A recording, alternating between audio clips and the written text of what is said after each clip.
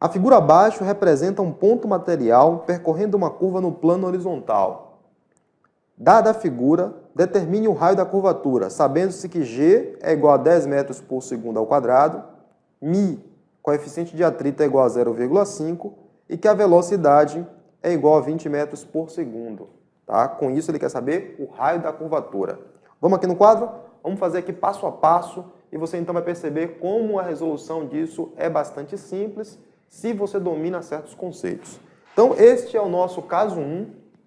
E nesse caso 1, nós estamos considerando um corpo que está executando um trecho de um movimento circular, tá? Aqui eu vou fazer uma representação esquemática. Na figura de vocês lá tem um carrinho bonitinho. Aqui eu vou tentar apenas desenhar um ponto material de forma bastante simples. Então aqui, ó, vamos então desenhar desse jeito, onde aqui eu tenho apenas a representação superior. Isso aqui seria equivalente a uma vista superior do problema. E aqui você teria um carro que está executando esta curva. E esta curva está de tal maneira que isso aqui é horizontal. Quer dizer, essa pista não está inclinada. A pista não está inclinada, ok? É uma pista horizontal. E aí você vai fazer uma curva nessa pista. Qualquer problema que envolva leis de Newton ou dinâmica do movimento circular, a primeira coisa que você tem que fazer é representar todas as forças que atuam sobre o corpo. Neste modo de desenhar, fica difícil de representar todas as forças, simplesmente pelo fato de que eu estou vendo de cima. Assim como também seria difícil desenhar no formato que você vê no desenho, tá? Mas eu posso fazer duas vistas. Vamos fazer assim? Vista superior, está vendo apenas a parte de cima do carro. Vamos botar também mais uma vista frontal, para tentar facilitar o desenho das forças e que você compreenda quais são as forças que estão agindo sobre isso aqui. Bom, não está muito bonitinho a representação, mas imagina que isso aqui é um carro visto de frente, tá? Então aqui seria uma vista frontal. Sempre que eu quiser resolver um problema, eu tenho que representar todas as forças que atuam sobre o corpo. E aí você deve se lembrar da aula anterior. Quando eu me referi todas as forças que atuam sobre o corpo, lembre-se que eu quero saber sobre as seguintes forças. Aqui no cantinho, vamos então, ó. Primeira força importante é a força peso, que vai existir sempre que o corpo estiver próximo à superfície da Terra, próximo do campo gravitacional. Se você precisar calcular a força peso, peso é igual a massa vezes a gravidade. A outra força importante é a força normal, e conforme nós vimos, a normal é uma força que depende do contato e não tem uma fórmula específica. A próxima força importante é a força de atrito. A força de atrito é quando um corpo tende a deslizar sobre uma superfície. E tem uma fórmula específica, força de atrito é igual ao coeficiente de atrito vezes a força normal. A outra força importante é a força de tração. A força de tração é quando tem um fio ou corda esticada. Tá? E também não tem uma fórmula específica, depende do problema. A outra força importante é a força elástica. E se a força elástica aparecer, você vai precisar usar que força elástica é igual a K vezes X. Na prática, são estas 5 forças as mais importantes. Há alguns problemas que eu também chamo de uma força de contato e coloco entre aspas. Esta força de contato eu sempre digo que na verdade é a força normal. E há casos também que eu digo que a normal e atrito são aspectos diferentes da mesma força, que é a força de contato com a superfície. Tá? Não vou entrar nesse detalhe aqui. Sempre que eu perguntar sobre as forças, é uma dessas 5. Você deve representar, escrever e fazer a conta baseado nelas. Vamos então para cá. Este corpo está próximo do campo gravitacional terrestre. Então, tem que ter força-peso. Vamos então desenhar a força-peso aqui de outra cor, tá? A força-peso, quer você queira, quer você não queira, sempre vai agir para baixo. Então, na direção do centro da Terra. Então, o peso vai estar agindo aqui, peso. Como está apoiado na superfície, não está subindo nem descendo, vai existir a força normal, e a normal vai ter a mesma intensidade da força-peso. O valor que tem a força-peso é também o valor que tem a força normal, muito embora peso e normal não constituem um par ação-reação. O peso existe porque a Terra atrai o corpo, A anormal existe por causa do contato com a superfície.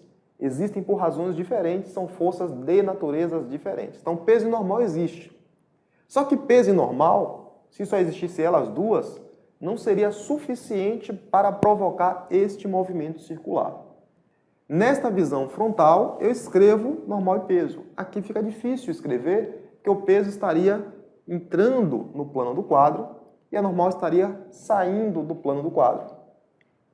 Para esse movimento existir, é necessário que exista alguma força apontando para o centro da curva.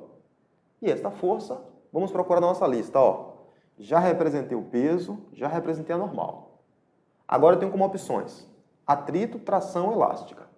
Tração eu sei que não tem fio. Elástica eu sei que não tem elástico aí. Então, só pode ser a força de atrito. Observe que se o atrito não existir, esse movimento circular não pode acontecer. Então, vai existir, apontando para o centro da curva, uma força de atrito. E aqui eu desenho a força de atrito na vista superior e posso desenhar também aqui na vista frontal, sem nenhum problema. Então, aqui eu tenho todas as forças representadas. Normalmente, os professores vão apenas desenhar este esquema e vai ignorar a existência do peso e da normal, embora exista e são importantes na resolução. Depois que você entende quais são as forças que atuam sobre o corpo, seu próximo passo é entender dessas forças aqui, somando essas forças, qual é a força resultante? A força resultante é a soma vetorial destas forças. Observe que o peso e a normal vão se equilibrar. Se o peso e a normal vão se equilibrar, então vai sobrar apenas a força de atrito. Logo, a força de atrito é a força resultante. Então, como é que eu escrevo? Força resultante tem que ser igual a massa vezes a aceleração. Só que, neste caso, a força resultante está apontando para o centro da curva. Ou seja, a força resultante é a força centrípeta. Então, a força resultante tem que ser igual a massa vezes a aceleração centrípeta. Bom, quem vai ser a força resultante? A força de atrito. Então, eu escrevo força de atrito vai ter que ser igual a massa vezes a aceleração centrípeta. E como é que eu acho a aceleração centrípeta? Velocidade elevada ao quadrado dividido pelo raio. Então, a força de atrito é a força resultante, tem que ser igual à força centrípeta, mv ao quadrado dividido pelo raio. Então, eu vou ter que, para resolver isso aí, encontrar o raio da curvatura, substituir, tá, a força de atrito pela expressão que calcula a força de atrito. Conforme nós vimos lá, força de atrito é igual ao coeficiente de atrito multiplicado pela normal. Isso vai ter que ser igual a massa vezes a velocidade ao quadrado dividido pelo raio. E quem é a normal? A normal tem a mesma intensidade da força-peso, tem o mesmo valor da força-peso. Então, eu vou escrever aqui a normal em função do peso. Vai ficar assim, μ vezes, que é a normal, massa vezes gravidade. Isso, então, vai ter que ser igual a massa vezes a velocidade ao quadrado dividido pelo raio. Observe que a massa aparece dos dois lados da igualdade. Então, eu posso dividir esse lado pela massa e posso dividir este lado pela massa. Ele quer saber quem é o raio da curvatura. Então, escrevendo aqui em cima, já que ficou aqui apertado aqui no quadro, vai ficar, então, que o raio da curvatura vai ser igual a V elevado ao quadrado dividido por μ vezes g. Tá? μ vezes g. Então, a pergunta é, determine o raio da curvatura. Para saber o raio da curvatura, eu tenho que saber quem? Quem é a velocidade, quem é o coeficiente de atrito e quem é a gravidade. E essas informações foram dadas no problema. Eu não anotei aqui no início, mas vamos destacar aqui. G é igual a 10 metros por segundo ao quadrado. μ é igual a 0,5 e a velocidade V é igual a 20 metros por segundo. Ou seja, nós temos todas as informações necessárias para calcular o raio. Então, substituindo o raio aqui, vai ficar velocidade elevada ao quadrado, então 20 ao quadrado, dividido por 0,5, que é o coeficiente de atrito, vezes a gravidade, que vai ser igual a 10. Nós concluímos, então, que vai ficar 20 ao quadrado 400.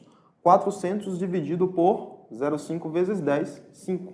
400 dividido por 5 vai dar igual a 80. Ou seja, o raio da curvatura vai ter que ser igual a 80 metros. Tá? É o que é pedido no problema. Encontre o raio da curvatura. Raio de curvatura igual a 80 metros e com isso nós finalizamos esta questão. Então, eu espero que tenha ficado claro. Fiz de forma detalhada para que você possa compreender os conceitos. E ao longo da resolução, mais conceitos vão aparecer e a gente vai discutir isso aqui detalhadamente. Na maior parte dos casos, quando chegar na fórmula final, que vai exigir de você apenas a substituição de valores, eu não vou mais fazer a conta e vou deixar isso como exercício para você. Beleza? Nós vamos ficar por aqui, vamos dar uma pausa para você pensar um pouco nessa questão e nós voltamos daqui a pouco com a questão número 2, com o caso 2, ok? Interrompa a gravação, por favor.